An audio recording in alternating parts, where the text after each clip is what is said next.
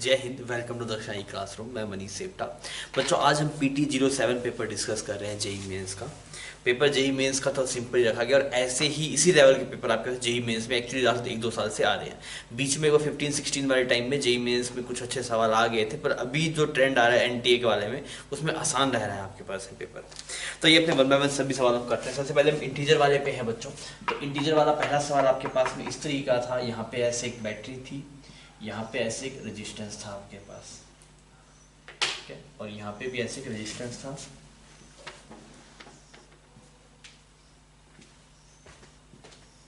ये आपके पास में 20 वोल्ट है, ये आपके पास बोला गया 10 वोल्ट, और ये आपके पास में बोला गया 5 ओम, और ये बोला गया 2 ओम, और ये बोला गया 10 ओम। ठीक, आपसे पूछा गया कि इस वाले रेजिस्टेंस से कितना करंट जाएगा।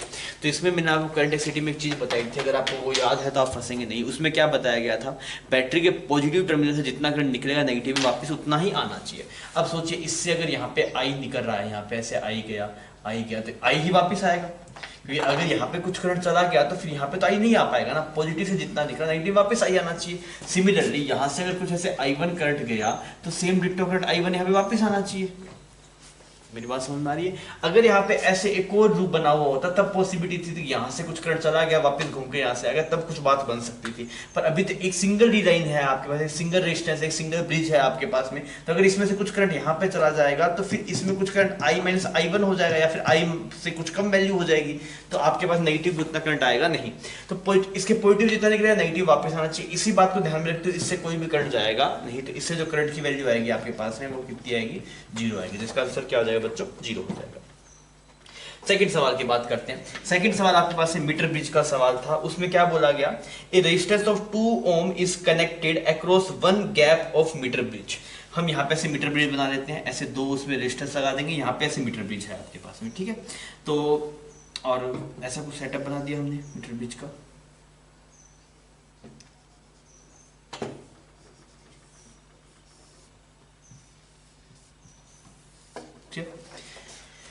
ये बोला गया ये 2 ओम की रेजिस्टेंस थी और एक अननोन रेजिस्टेंस का नाम कुछ R मान लीजिए, और R की वैल्यू बड़ी है 2 ओम से, इस सवाल में गिवन है। तो इनिशियली कहीं पे नल पॉइंट मिला, उसकी पोजीशन नहीं बताई गई। मान लीजिए नल पॉइंट कुछ x पे है, तो ये दूरी कितनी बची? 100 - x। फिर ऐसा इससे पहले बोला है कि resistance of 2 ohm is connected across one gap of metre bridge, length given है, and unknown resistance greater than 2 ohm, ये सब मान लिया, ठीक है।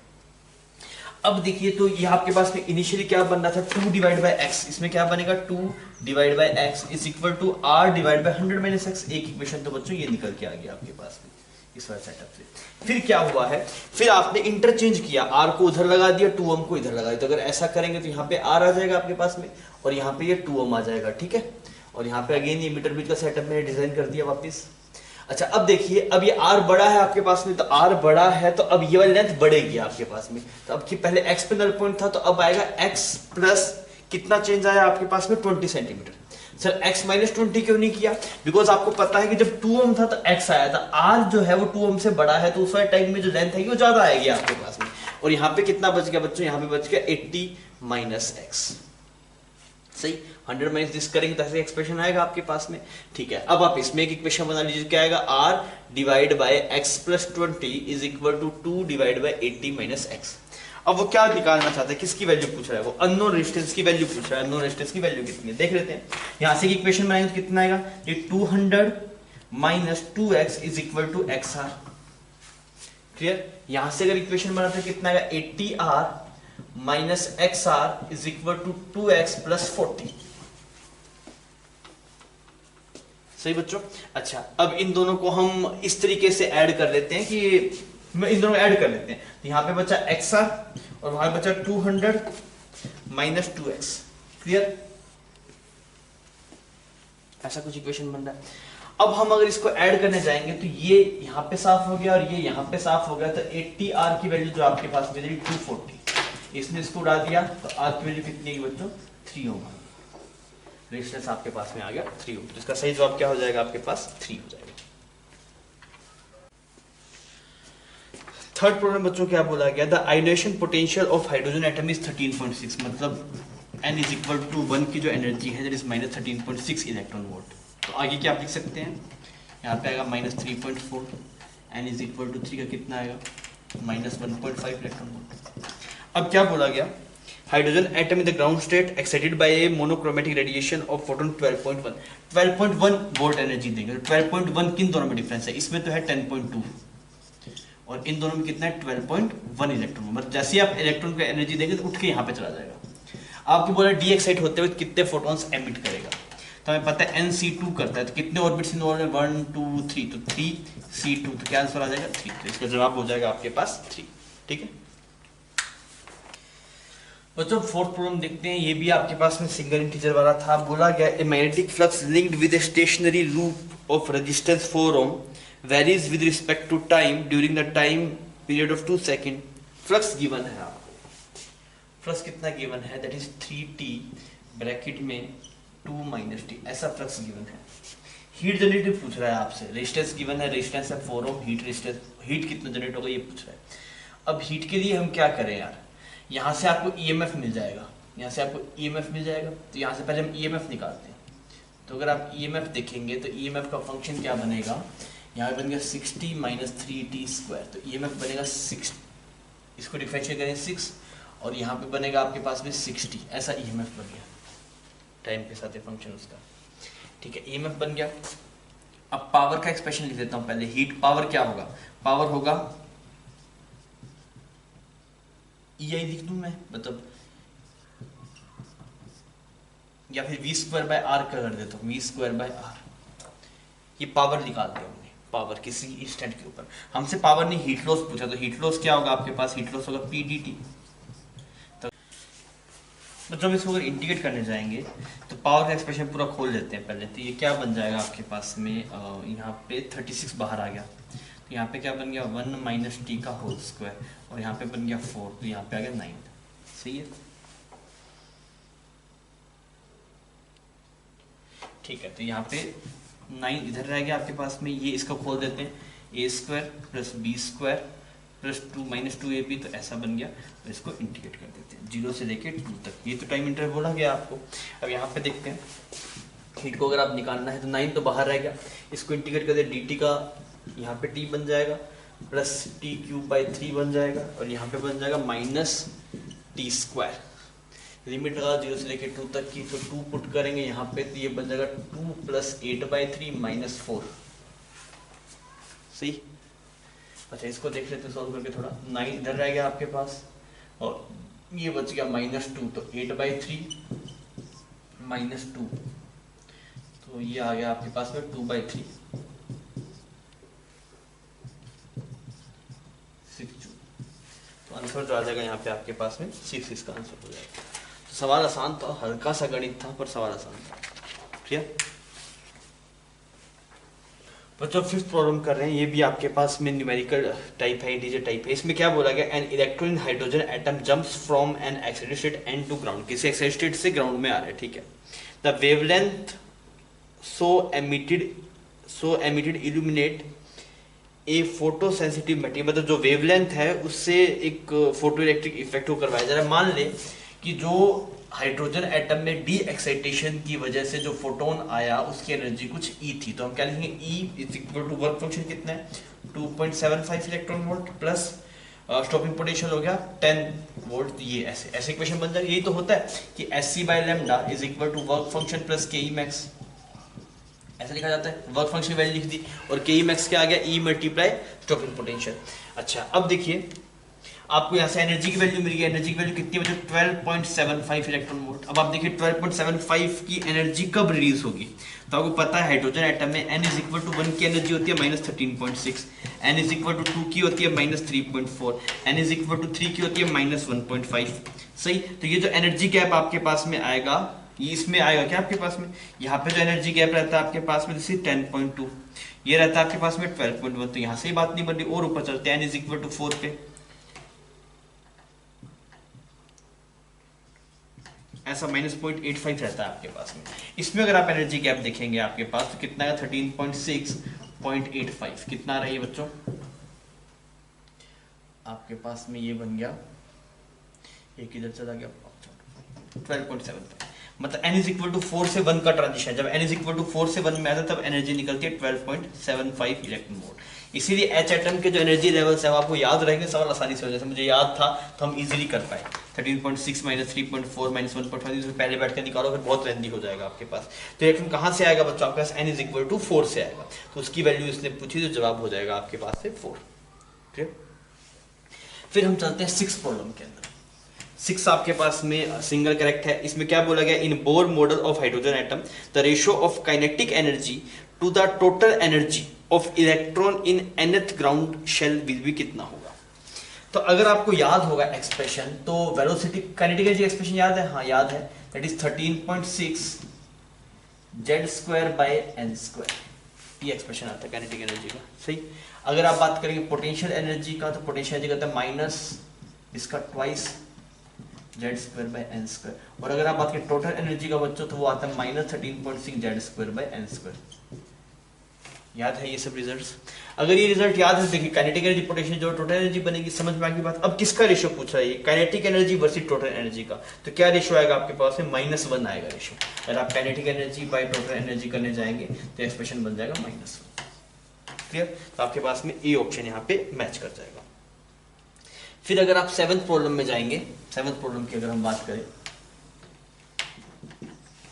तो 7th प्रॉब्लम में क्या बोला गया, the maximum velocity of an electron emitted by light of wavelength lambda incident surface, मतलब मैक्सिमम एनर्जी कितनी मिलेगी, वो इन सब टर्म्स में इसको बताना है।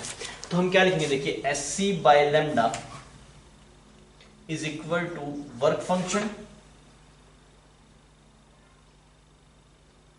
प्लस वेलोसिटी कितना आ जाएगा, हाफ mv²। यही तो आएगी काइनेटिक एनर्जी मैक्स को, ऐसे लिख देंगे हाफ mv²। इसकी वैल्यू निकालनी है, तो इसके वैल्यू देखेंगे तो कितना बन जाएगा, hc by lambda minus w, यहाँ पे 2 आ जाएगा, नीचे m आ जाएगा, और इसका रूट हो जाएगा। ये बच्चों आपके पास में जवाब है। अब देखिए ऐसा कुछ एक्सप्रेशन आपको दिखाई दे रहा है क्या, ये उसको थोड़ा सा सोल्व कर लेते हैं। तो ये 2 आ गया आपके पास में, यहाँ पे बन गया hc minus w lambda divide by m lambda. ऐसा कुछ एक्सप्रेशन आप मुझे दिखा देंगे तो वो v मैक्स का एक्सप्रेशन हो जाएगा। देखिए कुछ मिल रहा है कैसा,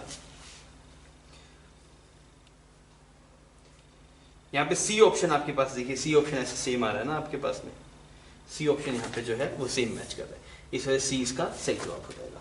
क्लियर, तो ये तीनों सवाल आपके पास में आसान थे, कोई भी बहुत ऐसा टफ नहीं था, तीनों आसान थे।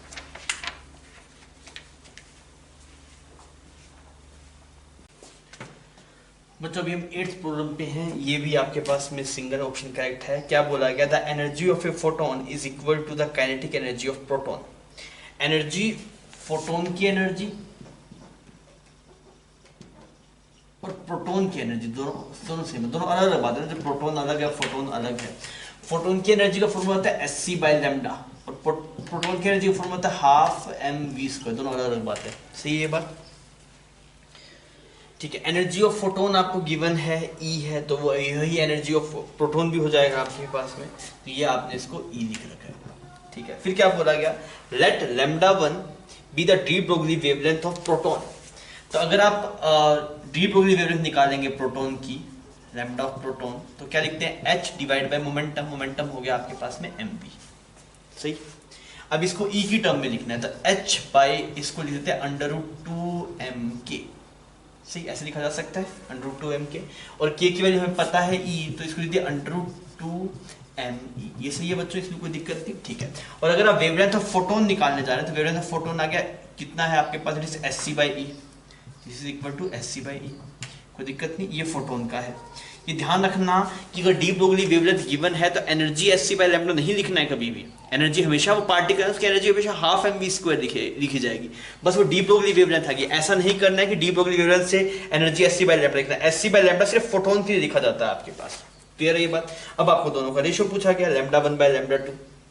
प्रोटोन का अगर आप निकालेंगे, lambda of proton divide by lambda of photon, अगर आप इसे सोल्व करें तो कितना है, देखिए प्रोटोन का तो आ गया h डिवाइड बाय √2me, और यहाँ पे आ गया h divide by Sc by E। ऐसा कुछ एक्सप्रेशन दिखाई दे रहा है। अब इसे प्रोपोर्शनली सिंबल पूछा, इससे मतलब नहीं है कांस्टेंट से। तो अगर आप देख रहे हैं तो ये बन जाएगा बच्चों, ऊपर बन गया √E डिवाइड बाय 2mc², ऐसा बन गया। E ऊपर चला गया तो √E बन गया, यहाँ पे 2me²। हमें पूछा है प्रोपोर्शनल किसके है, तो प्रोपोर्शनल हो गया e to the power half के। This is proportional to e to the power half. Clear? तो आपके पास में बी ऑप्शन यहाँ पे मैच कर जाएगा। नेक्स्ट प्रॉब्लम में चलते हैं। नेक्स्ट प्रॉब्लम में अगर आप देखेंगे तो आपको ऐसे कर्व बना के दिखाया गया है, ऐसे कुछ कर्व बनाया हुआ है। इसमें एक कुछ ऐसा बनाया हुआ है, एक कुछ ऐसा है, दूसरे वाला कुछ ऐसा है और तीसरे वाला कुछ ऐसे करके कुछ ऐसा बन रहा है, ठीक है, और एक ही प्लेट के ऊपर किया जा रहा है। तो आपको पता है कि ये तो स्टॉपिंग पोटेंशियल है आपके पास में, तो इसका नाम है ए, इसका नाम है बी और इसका नाम है सी। तो आप क्या बोलेंगे, स्टॉपिंग पोटेंशियल ए का किसके बराबर है, स्टॉपिंग पोटेंशियल बी के। और स्टॉपिंग पोटेंशियल किस पे डिपेंड होता है, ऐसे ही कहता है इक्वेशन ना, S C by lambda is equal to work function plus E V S. तो अगर स्टॉपिंग पोटेंशियल सेम है, वर्क फंक्शन सेम है, बिकॉज सेम प्लेट पे हो रहा है, मतलब लैम्डा सेम है, लैम्डा सेम है मतलब फ्रीक्वेंसी सेम है। तो आप बोल सकते हैं that is frequency of A is equal to frequency of B, और इसका स्टॉपिंग पोटेंशियल ज्यादा है सी का, मतलब इसकी जो एनर्जी होगी वो ज्यादा होगी, मतलब फ्रीक्वेंसी ज्यादा होगी। तो आप बोलेंगे this is less than frequency of C. तो F A should be is equal to F B. F A और एफ सी बराबर नहीं होगा, तो आप एफ ए एफ बी को बराबर करें तो दो ही ऑप्शन सही बन रहे हैं, 1 और 3, और ये सेकंड और फोर्थ तो एलिमिनेट हो गया आपके पास में। अब बात करते हैं इंटेंसिटी की। इंटेंसिटी क्या होता है, इंटेंसिटी होता है, ऐसा एक्सप्रेशन होता है इंटेंसिटी का, पर यूनिट एरिया। अगर आप बात करें, एन नॉट है number of photons falling per unit time per unit area. अब आप देखिए इसका जो करंट है, इसका सैचुरेशन करंट है बी का, वो ज्यादा है। इंटेंसिटी अब ए और बी में कंपेयर करेंगे तो आप सोच के देखिए, ये वाली टर्म तो सेम है, पर ये एन नॉट बी का ज्यादा है। क्यों बी का ज्यादा है, बिकॉज उसका सैचुरेशन करंट ज्यादा है। सैचुरेशन करंट ज्यादा है मतलब जो मैक्सिमम नंबर ऑफ फोटॉन्स जो गिर रहे होंगे, जो फोटॉन्स का जो काउंट है पर सेकंड, वो बी का ज्यादा है, तभी तो उसका सैचुरेशन करंट ज्यादा हुआ। तो इस वाले केस में अगर आप देखेंगे तो बी का जो इंटेंसिटी होगा वो ज्यादा होगा as compare to A. That's why intensity of A will not be equal to intensity of B. That's why आपके पास में ऑप्शन ए यहां पे करेक्ट हो जाएगा। तो बच्चों ये वाला सवाल था आपके पास प्रॉब्लम नंबर 9।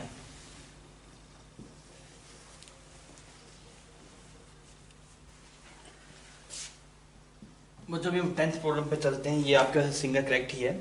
इसमें बोला गया the light of two different frequencies having energy given है, एक की है 1 इलेक्ट्रॉन वोल्ट, एक की है 2.5 इलेक्ट्रॉन वोल्ट, मेटल फंक्शन पे गिरती है। तो आप देखिए ये एक्सप्रेशन लिखेंगे हम, S C by lambda is equal to work function plus K E max, या फिर आप इस स्टॉपिंग पोटेंशियल में लिख सकते हैं, वो डिपेंड करता है क्या पूछा क्या है। तो आप देख रहे पहले वाले केस में एनर्जी है 1 electron volt, work function given है 0.5 इलेक्ट्रॉन वोल्ट। तो आपसे रेशो पूछा है मैक्सिमम स्पीड का, तो आप इसे कह रहे हैं that is half m v1 का स्क्वायर। क्लियर? सिमिलरली सेकंड वाले में आपके पास जो एनर्जी है that is 2.5 electron volt is equal to 0.5 electron volt plus half m v2 square. ये दो केस हो गए डिफरेंट। इसमें आप देखें that is 0.5 electron volt is equal to half m v1 का स्क्वायर। सिमिलरली यहाँ पे देखें 2 electron volt is equal to half m v2 का स्क्वायर। और आपसे इसका रेशो पूछ रहा है। अब रेशो पूछ रहा है तो क्या कर, दोनों डिवाइड मार देते हैं। दोनों डिवाइड मारेंगे तो ये बन जाएगा 5/10 और यहाँ पे 2 आ गया is equal to v1 square divide by v2 square. अच्छा ये ऐसा कुछ बन गया। तो यहाँ से बच्चों जो v1/v2 का रेशो आ रहा है वो 1/2 आ रहा है, रूट हटाएंगे तो 1:2 आपका सही जवाब होना चाहिए। तो ऑप्शन थर्ड यहाँ पे आपका मैच कर जाएगा। नेक्स्ट हम चलते हैं प्रॉब्लम नंबर 11 के ऊपर। प्रॉब्लम नंबर 11 में क्या बोल रहा है, if a photo cell is illuminated with a radiation of 1240 angstrom, stopping potential given है, तो वर्क फंक्शन कितना है और थ्रेशोल्ड वेवलेंथ कितनी है। तो हमने क्या लिखा, H C by lambda, same यही expression that is work function plus K E max होता है आपके पास।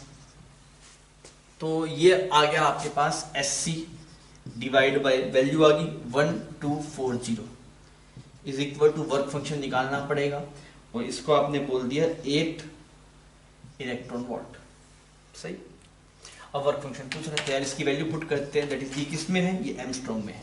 तो ऊपर लिखा 12420 इलेक्ट्रॉन वोल्ट एंगस्ट्रॉम, ये वैल्यू पुट करते हैं एससी की, this is 1240 angstrom is equal to work function plus 8 electron volt. इस एंगस्ट्रॉम ने एंगस्ट्रॉम को उड़ा दिया, इसने इसको उड़ा दिया, और इसका 0 कर दीजिए, थोड़ा कैलकुलेशन और आसान बन जाएगा। तो यहाँ पे आपने इसको देखा तो ये बन गया 110। तो वर्क फंक्शन कितना आ गया बच्चों, 2 इलेक्ट्रॉन वोल्ट वर्क फंक्शन आ गया, 2 इलेक्ट्रॉन वोल्ट। ये बात तो सही है। और 2 इलेक्ट्रॉन वोल्ट वर्क फंक्शन आ गया तब तो कुछ बचा ही सवाल के अंदर। थ्रेशोल्ड वेवलेंथ कैसे निकालते हैं, H C by lambda threshold that should be is equal to work function. तो लैम्डा थ्रेशोल्ड कितना आ गया, 12400 electron volt angstrom divide by work function हो जाएगा 2 इलेक्ट्रॉन वोल्ट। इलेक्ट्रॉन वोल्ट इसको उड़ा दिया, यहाँ पे क्या बन गया, दैट इज 62 6200 एंगस्ट्रॉम, 6200 एंगस्ट्रॉम। तो आपके पास में सेकंड ऑप्शन यहाँ पे मैच कर गया। आसान था, ठीक है।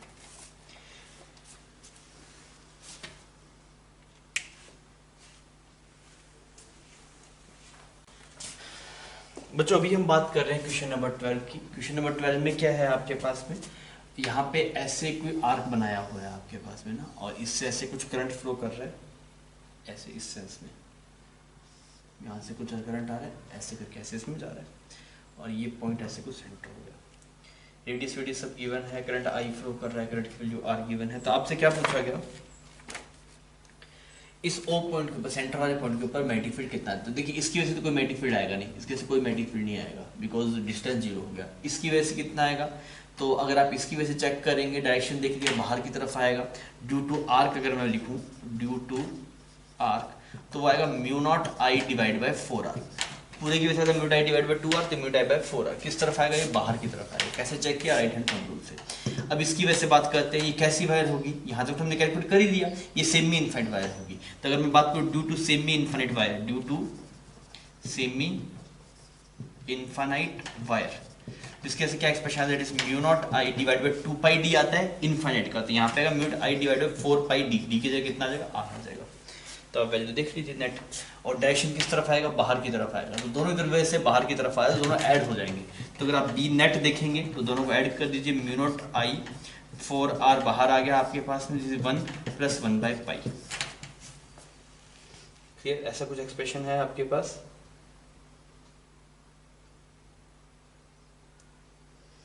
थर्ड ऑप्शन आपके पास में यहाँ पे मैच कर जा रहा है। क्लियर, ठीक है। फिर हम चलते हैं प्रॉब्लम नंबर 13 के ऊपर। प्रॉब्लम नंबर 13 में क्या बोला गया, a long straight wire of radius A carries A current I, the current is uniformly distributed across its cross section, the ratio of magnetic field कितना कितना होगा। यहाँ पे ऐसे एक वायर मान लिया, ठीक है, और इसमें आपसे बोला गया a/2 दूरी पे इसका जो रेडियस है वो कुछ a है, करंट मान लीजिए कुछ j करंट डेंसिटी है ना, यहाँ पे जो करंट डेंसिटी है वो कुछ j है, करंट से बाहर की तरफ फ्लो कर रहा है। तो आपसे पूछा गया कि a/2 पे कितना मैग्नेटिक फील्ड होगा, यहाँ पे एक पॉइंट है O, a/2 पे वहां पे कितना होगा, और सिमिलरली एक पॉइंट बाहर है आपके पास में 2a पे। अब अगर आप मैग्नेटिक फील्ड देखेंगे O पे, तो क्या एक्सप्रेशन लिखेंगे, mu naught J cross R divide by 2। आप याद कीजिए सॉलिड सिलेंड्रिकल वायर के अंदर जो मैग्नेटिक फील्ड आता है वो यही आता है, it is mu not J cross R by 2। तो आप वैल्यू पुट कर दीजिए, that is mu not, J को J लिख दीजिए, और R की वैल्यू कितनी आ गई आपके पास में a/2, और यहाँ पे एक 2 और आ गया, तो mu naught JA divide by 4। अगर आप यही बाहर वाले पॉइंट पर निकालेंगे, इसका नाम कुछ P बोल देता हूँ, तो बाहर निकालने के लिए आप बाहर पता है इनफाइनाइट वायर की वजह से बाहर कितना आता है, that is mu not I divide by 2 pi D. तो I की जगह क्या एक्सप्रेशन लिखा जाएगा, J multiply pi R square. पूरा J करंट डेंसिटी थी आपके पास में, J क्या है, I divide by pi A square, ये हो ना, तो आपने लिख दिया। अब आपको क्या निकालना है बच्चों, दोनों का रेशियो निकालना है। दोनों का रेशियो अगर आप निकालने जाएंगे तो BO डिवाइड बाई BP, तो एक्सप्रेशन आएगा mu naught JA divide by 4, और यहाँ पे आएगा म्यू नॉट J, और D की जगह कितना आएगा भाई साहब, D की जगह आएगा 2a। D दूरी होती है ना, D की जगह क्या आ गया आपके पास 2a। क्या बन गया, ये पाई ने पाई को उड़ा दिया, A ने A को उड़ा दिया, तो यहाँ पे क्या आएगा mu naught JA divide by 4। अरे ये तो सेम आ गया भाई साहब, सेम आ गया, तो रेशियो क्या आ जाएगा आपके पास में, 1 आ जाएगा रेशियो। तो कौन सा ऑप्शन मैच कर जाएगा, यहाँ पे डी ऑप्शन आपके पास मैच कर जाएगा। नेक्स्ट आपके पास 14 नंबर प्रॉब्लम है। इस वाले सवाल में क्या बोल रहा है, ऐसे एक रोड है और इस रोड के ऊपर ऐसे एक रिंग को लगाया हुआ है ना, ये बोल रहा है कि ring of radius R having uniform distributed charge Q mounted on the road सब सस्पेंडेड बाय 2 आइडेंटिकल स्ट्रिंग। यहाँ पे से 2 रस्सियां बंधी हुई है, ये ऐसे एक रिंग है और इस पे कुछ Q चार्ज गिवन है, इसकी रेडियस कुछ R है। इक्विलिब्रियम पे दोनों में टेंशन T नॉट था, तो इक्विलिब्रियम पे क्या आ रहा होगा, यहाँ पे भी टेंशन T नॉट है, यहाँ पे भी टेंशन इनिशियली T नॉट था, तो आपके पास में 2T not is equal to mg के बराबर आ रहा होगा। अब क्या करा बच्चों, अपने इसको घुमाना शुरू किया, इस रिंग को घुमाना शुरू किया, और मैग्नेटिक फील्ड आपके पास में इस तरफ है कुछ, ठीक है। अगर ये रिंग ऐसे घूमना शुरू किया, रिंग ऐसे घूम रहा है अगर, तो इसका जो मैग्नेटिक मूवमेंट आएगा वो किस तरफ आएगा, इस तरफ आएगा। तो इसका मैग्नेटिक मूवमेंट कितना आएगा आपके पास, मैग्नेटिक मूवमेंट इस तरफ है, कितना आएगा, मैग्नेटिक मूवमेंट होता है NIA, तो I की वैल्यू आप देख रहे हैं Q divide by 2 pi by omega, ठीक। I और एरिया कितना हो गया आपके पास, पाई आर स्क्वायर। ये होता है मैग्नेटिक मोमेंट एन आई है, तो एन की जगह तो आपने सॉरी नंबर ऑफ टर्न्स तो 1 है, आई की जगह क्या आ जाएगा क्यू डिवाइड बाय टाइम, तो टाइम कितना है आपके पास में, टाइम लग गया 2 पाई बाय ओमेगा, और एरिया कितना आ गया आपके पास पाई आर स्क्वायर। क्लियर, ठीक है, ये मैग्नेटिक मोमेंट आ गया। अच्छा अब देखो मैग्नेटिक मोमेंट ऐसा है और मैग्नेटिक फील्ड ऊपर की तरफ है, तो जो टॉर्क आएगा, टॉर्क को आप क्या लिखेंगे, that is mu cross B, ये क्या कोशिश करेगा, ये कोशिश करेगा कि मैग्नेटिक मोमेंट और मैग्नेटिक फील्ड को सेम डायरेक्शन में अरेंज करे, ऐसा ही करता है। तो मैग्नेटिक मोमेंट इस तरफ है आपके पास में, मैग्नेटिक फील्ड इस तरफ है, तो ऐसे घूमने की कोशिश करेगा। ये जो रोड है ना, इसका ये आप मान, आज का नाम एक्स और वाई मान लेता हूं, तो एक्स को दबाने की कोशिश करेगा, वाई को उठाने की कोशिश करेगा, ये रोड ऐसे ऐसे उठने की कोशिश करेगी, बिकॉज ये चाहता है आपके पास में कि मैग्नेटिक फील्ड और मैग्नेटिक मोमेंट सेम डायरेक्शन में हो जाए। क्लियर, अब इस वाली कंडीशन में क्या होगा, हम इस सेंटर के बहुत टॉर्क देखते हैं, तो इसका टॉर्क तो हमें समझ में आ गया, इस मैग्नेटिक मूवमेंट का टॉर्क कितना आ रहा है आपके पास में, that is Q omega pi R square divide by 2 pi multiply magnetic field कुछ भी हो गया, पाई ने पाई को उड़ा दिया, तो बने Q omega R square B by 2। अब देखो बच्चों फाइनल वाले केस में क्या होगा, ये कुछ ऐसा बन जाएगा आपके पास में ना, ये कुछ ऐसे लिफ्ट होने की कोशिश कर रहा होगा, लिफ्ट होने की कोशिश कर रहा होगा, तो क्या होगा, इसमें टेंशन डिफरेंट डिफरेंट आ जाएगा, यहाँ पे कुछ टेंशन T1 आ जाएगा, यहाँ पे कुछ टेंशन T2 आ जाएगा। हमें इक्विलिब्रियम बनाए रखना है, मतलब इक्विलिब्रियम नहीं छोड़ना है, इक्विलिब्रियम बनाए रखना है, तो हमें दो इक्वेशन लिखनी पड़ेगी, तो ट्रांसलेशनल इक्विलिब्रियम लिखनी पड़ेगी, वो क्या होगी T1 plus T2 is equal to mg, एक इक्वेशन, तो ट्रांसलेशनल इक्विलिब्रियम है आपके पास, ट्रांसलेशनल इक्विलिब्रियम, और ये mg हमें पता है किसके बराबर था, हमने पहले भी देखा था कि ये 2T0 is equal to mg था आपके पास में ना, तो आप mg को किसके बराबर लिख सकते हैं, T0 बाई 2 लिख सकते हैं, यहाँ से आप इसको T0 बाई 2 भी कर लीजिए, कोई दिक्कत नहीं, ठीक है। अब टॉर्क की इक्वेशन लिखते हैं, तो हमें ये दिखाई दे रहा है कि जो ये वाला टॉर्क आ रहा है वो कैसे रोटेट करने की कोशिश कर रहा है, ऐसे उठाने की कोशिश कर रहा है ना, मतलब इसका पॉइंट का नाम हमने x बोला था, y बोला था, तो ऐसे उठाने की कोशिश कर रहा है, तो इसका टॉर्क हमने लिखा, तो टॉर्क यार एक्सप्रेशन आया Q omega R square B divide by 2। Clear, ये इसको ऐसे रोटेट करने की कोशिश कर रहा है, और ये जो टॉर्क आ रहा है वो T2 का टॉर्क, वो इसको ऐसे घुमाने की कोशिश कर रहा है, मतलब T1 का टॉर्क इसको सपोर्ट कर रहा है और ये इसको अपोज कर रहा है, ये इसको ऐसे उठाने की कोशिश कर रहा है, T1 भी ऐसे उठाने की कोशिश कर रहा है, प्लस लिख दो T1 d/2, ये पोजीशन D थी आपके पास में, d/2 हो गया, और वो उसको सपोर्ट कर रहा है, तो उसको अपोज कर रहा है, तो ये ऐसा कुछ इक्वेशन बन जाएगा आपके पास। डन, तो यहां से अगर आप देखेंगे तो ऐसा आ गया T2 minus T1 is equal to Q omega R square B, और ये 2 तो सब साफ ही हो जाएगा आपके पास, Q omega R square B divide by D, ऐसा एक्सप्रेशन बन गया, और एक यहाँ पे ये बना, that is T1 plus T2, और एक यहाँ पे बन रहा है this is T0 by 2। Clear, कोई दिक्कत नहीं, तो यहाँ पे मिस्टेक कर रहे हैं, mg 2T0 के बराबर है, तो यहाँ पे क्या एक्सप्रेशन बन रहा है 2T0, और यहाँ पे भी क्या आएगा आपके पास में 2T0 आएगा। अब आप इनको ऐड कर लीजिए, ऐड करेंगे तो ये तो यहाँ पे साफ हो जाएगा, नीचे बन जाएगा 2T2 is equal to 2T0 plus Q omega R square B by D, ऐसा एक्सप्रेशन बन रहा है। अब देखिए जब ये ऐसे लिफ्ट करते तो इसमें टेंशन बढ़ रहा होगा, तो इसमें T2 की मैक्सिमम वैल्यू क्या हो सकती है, T2 की मैक्सिमम वैल्यू उसने बताई, दैट इज 3T0 बाई 2 हो सकता है, तो आप T2 की जगह 3T0 बाई 2 पुट करें, तो यहाँ बन जाएगा 3T0 बाई 2, T2 की जगह मल्टीप्लाई एक 2 है, ये लिख दिया, is equal to 2T0 plus ये एक्सप्रेशन पूरा Q omega R square B divide by D, ऐसा बन गया, तो यहाँ पे ये साफ हो गया आपके पास, तो T0 ऐसा बन गया Q omega R square by B, तो ओमेगा का एक्सप्रेशन क्या बन गया T0 D divide by Q R square B, ये ओमेगा की मैक्सिमम वैल्यू आपके पास में हो सकती है। तो यहाँ पे कौन सा ऑप्शन मैच कर रहा है बच्चों, डी ऑप्शन आपका मैच कर जाएगा। तो ये सवाल थोड़ा अच्छा था, मतलब ये सोच पाना कि किस तरीके से वो रोटेट करेगा, तो ये सवाल बढ़िया सवाल था, इसलिए दिया गया, बिकॉज इस तरीके का सवाल नोट्स में नहीं है आपके पास में ना, तो कभी ऐसा आ जाए तो आप इसको कर पाए, ढंग से देखिएगा सवाल को, सवाल इंपॉर्टेंट है। बच्चों क्वेश्चन नंबर 15 भी बढ़िया सवाल है, ऐसा भी नोट्स में आपके पास में नहीं है, तो ये सवाल ढंग से देखिएगा, तो हो सकता है कि आपको कुछ नया सिखा दे।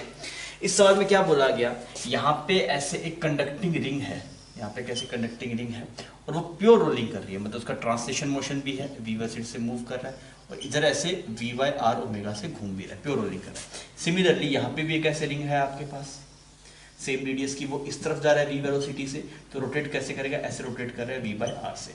आपसे बोला गया कि इन दोनों के जो टॉप पॉइंट है उनके बीच में पोटेंशियल डिफरेंस कितना है वो आपको बताना है। क्लियर, अब आपको इसमें क्या करना पड़ेगा, सबसे पहले तो आप सिर्फ ट्रांसलेशन को डील कीजिए। अगर आप सिर्फ ट्रांसलेशन को डील करें तो आपको ऐसा महसूस होगा ऐसे चल रही है, और मैग्नेटिक फील्ड आपको गिवन है इनसाइड द प्लेन, ऐसे मैग्नेटिक फील्ड है आपके पास में इनटू द प्लेन। तो अगर ऐसे ये रोटेट कर रहा होगा तो आप क्या करेंगे, आपको इन दोनों पॉइंट्स के बीच में निकालना है ना, तो आप कोई भी एक हाफ क्रॉस सेक्शन को देख लेंगे, मान लीजिए हाफ रिंग को आपने देख लिया, किसी भी एक हाफ रिंग को देख लीजिए, आपको तो इन दोनों पॉइंट्स के बीच में निकालना, टोटल इस पूरी रिंग में इंड्यूस 0 होगा, पर आप सिर्फ इन दोनों पॉइंट्स में देखें तो उसके लिए क्या करना पड़ेगा, आप सिर्फ हाफ पोर्शन को देख लीजिए। अब इसके लिए कैसे करेंगे, अब इसका एंड पॉइंट्स को ज्वाइन किया जा सकता है, बिकॉज मैंने बताया था कि कोई आर्बिट्री शेप की वायर मूव कर रही होगी तो आप एंड पॉइंट को ज्वाइन कर सकते हैं। उसकी लेंथ कितनी होगी, 2r आ गई, तो इसकी वजह से ऐसा कुछ बन जाएगा, मैग्नेटिक फील्ड अंदर की तरफ है तो ऐसा ही बनेगा, कितना का VB2r। ये सिर्फ आया ट्रांसलेशन की वजह से, ये सिर्फ किसकी वजह से आया बच्चों, ट्रांसलेशन की वजह से।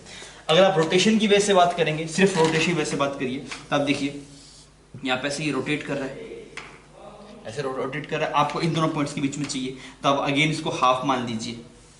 हाफ मान लीजिए, आप इन दोनों को देखेंगे तो आप क्या बोलेंगे, सर हर एक पॉइंट की दूरी जो है आपके पास में वो सेम है, ये RB और ये R। ऐसे करते हैं जब आर्बिट्री शेप ऐसे कोई घूमती थी आपके पास में, तो हम बोलते थे एंड पॉइंट्स को ज्वाइन कर लो, यहाँ पे x बन गया, यहाँ पे y बन गया, इसकी इक्विवेलेंट एक नई वायर बनाइए जो x से शुरू हो रही है और y पे खत्म हो रही है, पर यहाँ पे जो एंड पॉइंट्स की लेंथ सेम है आपके पास में, तो इसके कॉरस्पॉन्डिंग कोई EMF इंड्यूस नहीं होगा, तो रोटेशन की वजह से कोई EMF नहीं आया, सिर्फ ट्रांसलेशन की वजह से आ गया। क्लियर। सिमिलरली अगर आप इधर वाले केस में देखेंगे, इस वाले केस में देखेंगे, तो यहाँ पे भी ऐसे वेलोसिटी से मूव कर रहा है और सिर्फ ट्रांसलेशन की वजह से आएगा, तो आप इसको हाफ ट्रीट कर लीजिए, ऐसे एक रोड बन गया, मैग्नेटिक फील्ड अंदर की तरफ है, तो अब की बार नीचे वाला पॉइंट हायर पोटेंशियल पे आएगा, तो इसमें अगर आप देखें तो ये कुछ ऐसा बनेगा, ये इधर वाला कैसा बना बच्चों, ये ऐसा बन गया 2VBr, इसमें अगर आप देखेंगे तो ये कुछ ऐसा बन गया 2VBr। अब आपको इन दोनों पॉइंट से पोटेंशियल डिफरेंस निकालना है। आपको पता है ये तो अर्थ से कनेक्टेड है, बॉटम वाले पॉइंट, तो अगर बॉटम वाले पॉइंट अर्थ से कनेक्टेड है तो इसका पोटेंशियल 0 हो गया, इसका भी 0 हो गया, इसका कितना हो गया 2VBr और इसका कितना हो गया बच्चों -2VBr। और अगर आप पोटेंशियल डिफरेंस की बात करेंगे दोनों में तो कितना गया 4VBr, तो आपका जवाब क्या हो जाएगा 4VBr। तो जब आपके पास ऐसे प्योर रीडिंग वाले केस आपको दिखाई दे, ट्रांसलेशन मोशन को अलग डील करना है, रोटेशन मोशन को अलग डील करना है। क्लियर, समझ में आ गई बात। तो ये सवाल भी नया था, ऐसा सवाल आप नहीं देखा इसलिए दिया गया ताकि आप थोड़ा सीख लें इसमें। बच्चों हम नेक्स्ट आपके पास में नेक्स्ट प्रॉब्लम है 16 नंबर। इसमें क्या बोला गया, एक तो रेजिस्टेंस है, एक रेजिस्टेंस बना दिया आपने, और एक यहाँ पे ऐसे इंडक्टर बना दिया, एक यहाँ पे कैपेसिटर, ये 3 आइटम आपके पास में है, ठीक है। और इसको एक AC सोर्स से कनेक्ट किया गया, कितना 50 हर्ट्ज और 400 वोल्ट ऐसा कुछ है। अब इसके अक्रॉस जो पोटेंशियल डिफरेंस है वो है 200 वोल्ट, इसके अक्रॉस जो पोटेंशियल डिफरेंस है आपके पास में वो कितना है 300 वोल्ट। अब इसके अक्रॉस कुछ नहीं गिवन, आपसे करंट पूछा गया सर्किट में, तो ये सब RMS वैल्यूज लिखी हुई है ना बच्चों, ये सब RMS वैल्यू लिखी हुई है। तो अगर आप देखेंगे तो इधर आपके पास में, इधर मैं अगर करंट मान लूँ तो कैपेसिटर में करंट रीड करता है तो पोटेंशियल यहाँ पे VC आएगा, ऊपर कुछ VL आएगा और इधर कुछ VR आएगा। तो VL की वैल्यू सवाल में गिवन है कितना 300 वोल्ट, VC की वैल्यू कितनी है 200 वोल्ट और VR की वैल्यू हमें निकालनी है। अब देखिए इन दोनों का रिजल्टेंट कितना बन गया बच्चों, इन दोनों का रिजल्टेंट बन गया आपके पास में ऊपर 100, यहाँ पे कुछ VR और इसका जो इक्विवेलेंट है वो सवाल में गिवन दैट इज 400। क्लियर। तो यहाँ से अगर मैं VR निकालने जाऊंगा तो क्या लिखूंगा, VR का स्क्वायर प्लस 100 का स्क्वायर इज इक्वल टू 400 का स्क्वायर। सही है ये बात, ठीक है। इसको अगर मैं लिखूंगा तो क्या बनेगा, VR इज अंडर रूट 400 का स्क्वायर माइनस 100 का स्क्वायर। कोई दिक्कत नहीं, इसको थोड़ा सोल्व कर लेते हैं। ये सोल्व करेंगे तो क्या बन जाएगा, ये 100 बाहर आ गया आपके पास, यहाँ पे अंडर रूट में बन गया 50। तो अगर आप करंट की वैल्यू निकालेंगे तो करंट कितना है आप देखिए, पोटेंशियल डिफरेंस के अगर पता लग गया, इसकी रेजिस्टेंस की वैल्यू गिवन है 100 ओम, तो करंट कितना आ जाएगा, करंट आ जाएगा √15 एम्पियर। अब √15 एम्पियर कितना होगा आपके पास, ये 4 से थोड़ा कम होगा, 4 से थोड़ा कम होगा, तो दैट विल बी 3.87 एम्पियर। तो आपके इसमें कौन सा जवाब सही हो जाएगा बच्चों, ऑप्शन डी यहाँ पे करेक्ट हो जाएगा, ठीक है। मुझे नेक्स्ट आपका 17 नंबर प्रॉब्लम है। इसमें लैंग्वेज के अंदर आप फंस सकते हैं, बाकी सवाल तो आसान है। इसमें क्या बोला गया, an AC source of angular frequency omega is fed across a resistance R and capacitor C। यहाँ पे एक रेजिस्टेंस है, एक कैपेसिटर सीरीज में लगाया गया और यहाँ पे एक सोर्स है, इसके एंगुलर फ्रीक्वेंसी कुछ ओमेगा मान लीजिए, ये कुछ V हो गया, कैपेसिटेंस कुछ C मान लीजिए, रेजिस्टेंस कुछ R मान लीजिए, ठीक है। फिर क्या बोला गया, एक नया सर्किट है आपके पास में, उसमें भी सेम चीजें हैं, रेजिस्टेंस है, कैपेसिटर है। अब सुनिए लैंग्वेज सुनिए क्या है, the frequency of source is decreased bye 2/3 से डिक्रीज कर दी गई, और 2/3 से डिक्रीज कर दी गई तो बनेगा कितना ω/3। 2/3 ऑफ ओमेगा तो डिक्रीज कर दिया गया, तो कितना हुआ finally that is omega by 3। अगर सवाल में ये होता कि दिस वैल्यू बिकम या फिर इट टेंड्स टू 2/3 तब वो 2/3 आता। इसने क्या बोला सवाल के अंदर, the frequency of source is decreased bye, इस फैक्टर से डिक्रीज कर दी गई है। अगर बाई की जगह 2 होता तो यहाँ पे 2 ओमेगा बाई 3 आता। अगर ये होता ना कि the frequency of source is decrease to 2/3 तो यहाँ पे फिर 2/3 ओमेगा आता। अभी बोला 2/3 से डिक्रीज कर देंगे तो बची कितनी ओमेगा बाई 3। सही, ये कैपेसिटेंस कुछ C और ये रेजिस्टेंस कुछ R। इसका करंट निकाल दो, इसका करंट कितना आएगा आपके पास, इट इज V। इसका जो सेटअप का जो आपके पास में इंपीडेंस आएगा, दो वर्ड होते हैं, एक इंपीडेंस होता है, एक रिएक्टेंस होता है। जो ये आपके पास में इसकी जो रेजिस्टेंस हम बोलते हैं, इट इज 1/ωc, जिसको हम XC बोलते हैं, ये होता है रिएक्टेंस। सवाल में रिएक्टेंस पूछ रहा है ये। और यहाँ पे क्या आ जाएगा 1/ω²c²। अब क्या बोला, इस वाले सर्किट में जो करंट है वो हाफ बन गया। इस वाले मेंशन किया कि इस वाले सर्किट में जो करंट है वो इसका हाफ बन गया। तो ये कितना है V√R²। बस यहाँ पे ओमेगा वाली जगह कितना आ जाएगा, ω/3 आ जाएगा, तो ये बन जाएगा 9ω²c²। क्लियर। अब आप इन दोनों को इक्वेट मार दीजिए। अगर आप इन दोनों को इक्वेट मारेंगे तो ये एक्सप्रेशन बन जाएगा V√R² plus 1/ω²c² is equal to 2V√R² plus 9ω²c²। इस V ने इस V को उड़ा दिया, दोनों तरफ स्क्वायर उठा दीजिए तो क्या बनेगा, R², 9/ω²c², 4R² plus 4ω²c²। Clear. Solve कर लेते थोड़ा, तो इधर जाएंगे तो ये तो बन जाएगा आपके पास, this is 5/ω²c² is equal to 3R²। तो आपके पास में किसका रेशियो चाहिए, आपको चाहिए reactance XC divide by R। तो ये क्या बन जाएगा 1/ω/CR, आपको इसकी वैल्यू चाहिए तो यहाँ पे आ जाएगा ये। तो यहाँ से आप देख लीजिए 1/ω²c² R² की वैल्यू है 3/5, तो इसकी वैल्यू कितनी आ जाएगी, √3/5। तो क्या जवाब हो जाएगा, √3/5। तो मतलब ए ऑप्शन आपके पास यहाँ पे करेक्ट हो जाएगा। ठीक है। 18th प्रॉब्लम है, इसमें क्या बोल रहा है कि अगर कोई हायर एक्साइटेड स्टेट से ग्राउंड स्टेट में आता है तो क्या फर्क पड़ता है। देखिए काइनेटिक एनर्जी का जो एक्सप्रेशन रहता है वो रहता है 13.6 Z²/n²। तो जैसे जैसे आपके पास n की वैल्यू अगर कम होगी, n की वैल्यू अगर कम होगी तो काइनेटिक एनर्जी क्या होगी, ज्यादा होगी। तो ग्राउंड स्टेट में काइनेटिक एनर्जी ज्यादा है, अपर में कम है।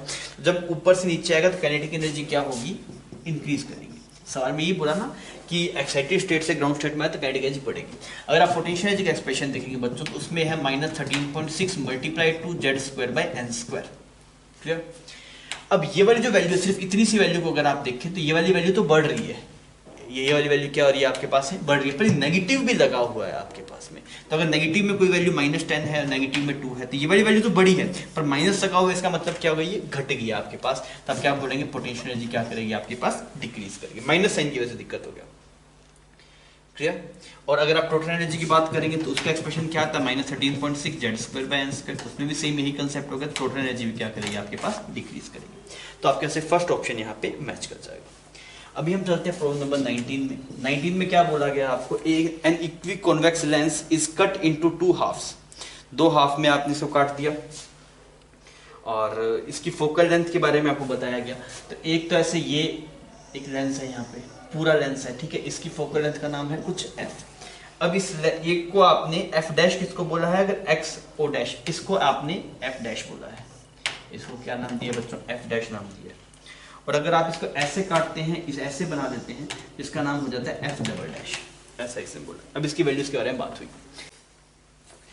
अब देखो इसको और कट करेंगे, अब किसी भी लेंस की फ्रीक्वेंसी कैसे, मतलब फोकल लेंथ कैसे निकालते हैं, 1/f is equal to μl/μm minus 1/r1 minus 1/r2। इसमें और इसमें दो सब चीजें सेम है। देखिए μl/μm भी सेम है, r1 यही r1 यहाँ पे था, यही r1 यहाँ पे, यही r2, सब चीजें सेम है आपके पास। क्लियर है ये बात, ठीक है। अब देखिए ये रेडियस का जो r मान लीजिए, ये भी r मान लीजिए। इसका मतलब तो एक बात तो ये समझ में आएगी, f' किसके बराबर है, f के बराबर है।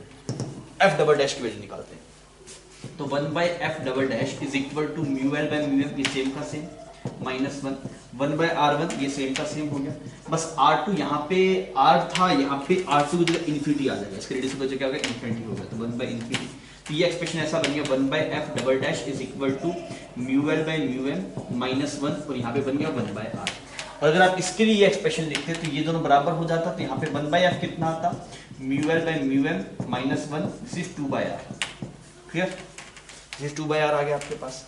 तो आप इस एक्सप्रेशन को क्या बोल सकते हैं, इसने एक्सप्रेशन को, ये वाली वैल्यू आपके पास में यहाँ से अगर आप चेक करें तो 1/2f के बराबर आती है। यहाँ से अगर आप देखेंगे एफ डबल डैश तो ये आपके पास में 2f के बराबर है। अब इस सवाल में कुछ बचा ही नहीं, एफ डबल डैश 2f के बराबर है, एफ डैश एफ के बराबर है, तो आपके पास में ए ऑप्शन यहाँ पे करेक्ट हो गया। ठीक,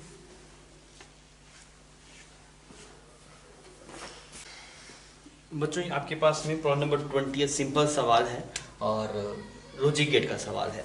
इसमें वैल्यूज पुट करके देखनी, एक्स की वैल्यू वाई की वैल्यू, आपको जवाब मिल जाएगा। मैं सिर्फ ये बताया था कौन कौन सा गेट है। एक तो ये वाला गेट है आपके पास में, ये तो हो गया बच्चों not gate, this is not gate. और कौन सा गेट यूज हुआ है, ये वाला गेट यूज हुआ है, दिस इज और गेट। क्लियर, एक आपके पास में ये वाला गेट यूज हुआ है, ये आपके पास में एंड गेट होता पर अभी ये बन गया नैंड गेट, बिकॉज इसके आगे वो लगा दिया आपने। ये आपके पास में नोट गेट है और ये वाला गेट ऐसे एक ये यूज हो, दिस इज नोट गेट। कर पाएंगे आप, इस सवाल को आप कर लीजिएगा, सी ऑप्शन आपका मैच कर जाएगा। फिर आपसे हम बात करते हैं प्रॉब्लम नंबर 21 की। 21 में क्या बोला गया, बैटरी है, उसकी इंटरनल रेजिस्टेंस है 4 ओम और सर्किट से कनेक्ट किया गया। सर्किट को मैक्सिमम पावर डिलीवर करना है तो आर की वैल्यू क्या होनी चाहिए। तो आपको पता है कि सर्किट की जो टोटल रेजिस्टेंस, सर्किट कैसा है बच्चों, ऐसा सर्किट है आपके पास, ऐसा कुछ, this is become R, R, R, 6R, R, R, 4R। तो यहाँ पे एक वैल्यू ये यहाँ पे रेजिस्टेंस है, एक यहाँ पे है कुछ, तो ये दोनों मिलके कितना बन गया आपके पास में, दिस इज बिकम 2R। ठीक है, और यहाँ पे भी ये दोनों मिलके कितना बन गया आपके पास में, 2R बन गया। ठीक है, अब इसकी वैल्यू अगर देखें टोटल कितना बन गया, ऊपर बन गया R, ये तो ऊपर 3R है, ये 6R है, दोनों पैरेलल में है, तो क्या लिखेंगे 3R 6R और दोनों सम के कितने 9R बन गया ऐसा ना। तो ये आपके पास में कितना आ गया, दिस इज बिकम 2R। अब ये 2R है इस सेटअप की रेजिस्टेंस और ये इस एक्सटर्नल रेजिस्टेंस के या फिर जो भी आपके पास में फिक्स रेजिस्टेंस है उसके बराबर होनी चाहिए। 2R किसके बराबर होगा बच्चों, 4 के बराबर, तो R किसके बराबर आ जाए, 2 के। क्लियर, तो इसका आंसर हो जाएगा आपके पास 2। नेक्स्ट हम बात करें बच्चों प्रॉब्लम नंबर 22 की। 22 में क्या है आपके पास में, यहाँ पे एक रेजिस्टेंस है 20 ओम, डायोड्स लगाए गए हैं ना। तो डायोड्स का आपको पता है अगर फॉरवर्ड बायस में है तो वो करंट फ्लो करवाएगा और अगर वो रिवर्स बायस में है तो वो करंट फ्लो नहीं करवाएगा। उसी हिसाब से हमें इसे प्रोसीड करना है। आइए कर देते हैं एक बार। ऐसा कुछ है आपके पास में, यहाँ पे ये 20 ओम है और ये ऐसा डायोड बना दिया। सिमिलरली अगर आप यहाँ पे देख रहे हैं तो ये कुछ ऐसा है और ये कुछ 30 ओम बना दिया। क्लियर, और यहाँ पे 20 ओम है और यहाँ पे ऐसे 5 वोल्ट है। तो आपसे क्या पूछा गया, current in the circuit will be. तो ये तो रिवर्स बायस में होगा, तो ये रिवर्स बायस में तो काम नहीं करेगा, ये फॉरवर्ड बायस में है तो काम कर जाएगा। ये सर्किट का मतलब नहीं, ऊपर वाले सिर्फ नीचे वाले का मतलब है। तो करंट कितना आ गया, 5 डिवाइड बाई 50, 5 डिवाइड बाई 50, तो क्या आ जाएगा आपके पास में, सेकंड इसका करेक्ट जवाब हो जाएगा। फिर अगर हम बात करें प्रॉब्लम नंबर 23 की। प्रॉब्लम नंबर 23 में क्या बोल रहा है, a micrometer has resistance 100 ohm. Galvanometer मान लीजिए, गैल्वेनोमीटर से ट्रीट करें तो आसान रहेगा आपके पास, जिसकी जो रेजिस्टेंस है वो कुछ 100 ओम है। चाहे इसको माइक्रोमीटर नाम दे, हम गैल्वेनोमीटर पढ़ते आए तो इस वजह से हमने माइक्रोमीटर और गैल्वेनोमीटर की तरह नोट डाउन कर लिया। ये फुल स्केल जो करंट इसमें आ सकता है IG, उसकी वैल्यू है आपके पास में 50 माइक्रो एम्पियर। और इसको वोल्टमीटर की तरह यूज करना है और रेजिस्टेंस लगाना है, तो बताइए कौन सा कॉम्बिनेशन सही होगा। तो यहाँ पे इसके पैरेलल में कुछ रेजिस्टेंस लगा देंगे। अब होगा क्या आपके पास में, IG मल्टीप्लाई 100 प्लस जो आप रेजिस्टेंस लगा रहे हैं वो उसकी रेंज होगी। अब आप ऑप्शन चेक कर लीजिए। सबसे पहले 50 वोल्ट बोला है, 50 वोल्ट कर दिया जी। IG की वैल्यू पता है 50 डिवाइड बाई 10⁶ 100 प्लस R की वैल्यू कितनी है इसमें, 10,000, ऐसा कुछ बन गया। अभी वैल्यू वाली थोड़ा चेक कर लेंगे। यहाँ पे ये 2 और 2 0 यहाँ पे उड़ा दिया और 1 यहाँ पे उड़ा दिया आपने, तो यहाँ पे सिर्फ बचा 1000।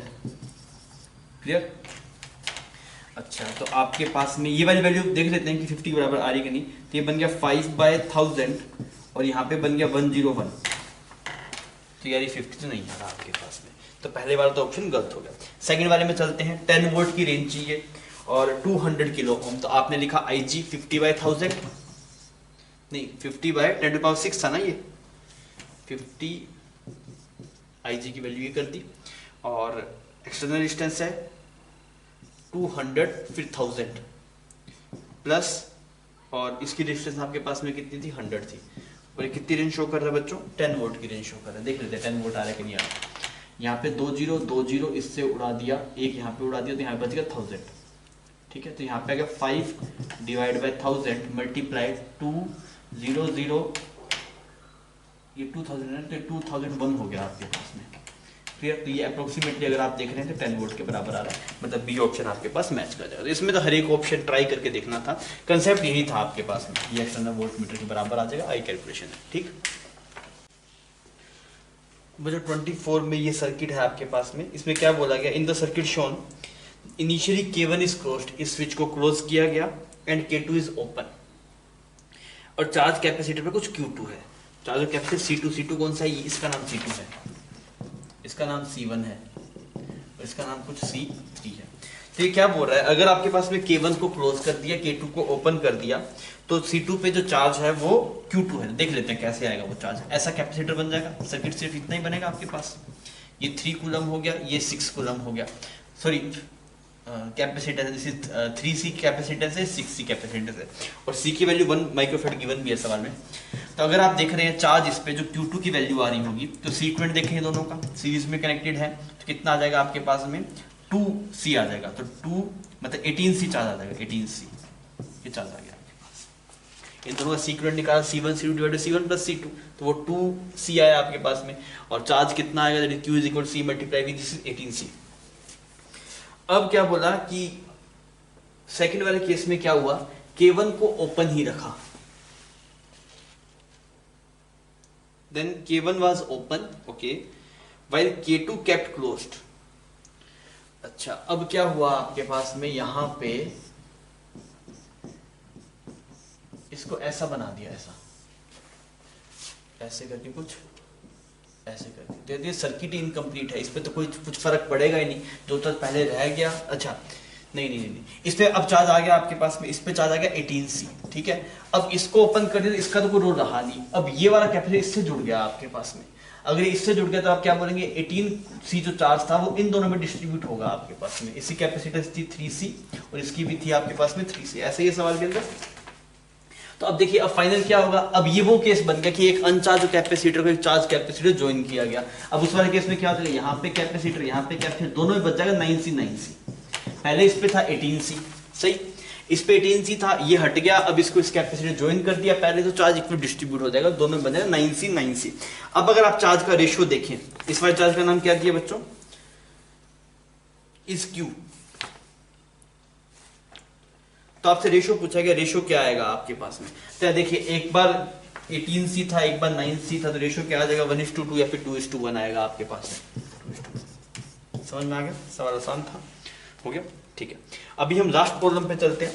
लास्ट प्रॉब्लम में देखिए क्या बोल रहा है, वो भी कैपेसिटर का सवाल है कि एक 2 माइक्रोफैराड का कैपेसिटर है, उसको ज्वाइन किया गया सर्किट के अंदर, हम सर्किट बना लेते हैं।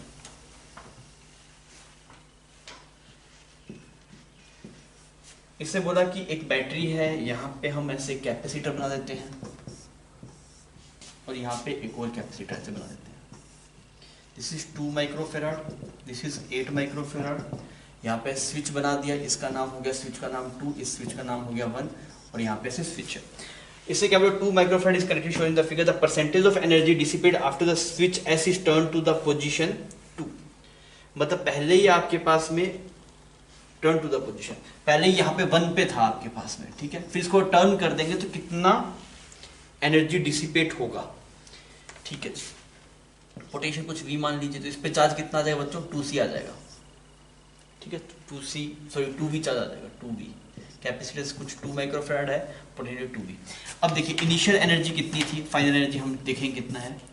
देखिए यहाँ पे इनिशियल चार्ज था आपके पास में 2 वोल्ट, मतलब 2V चार्ज आ गया आपके पास में।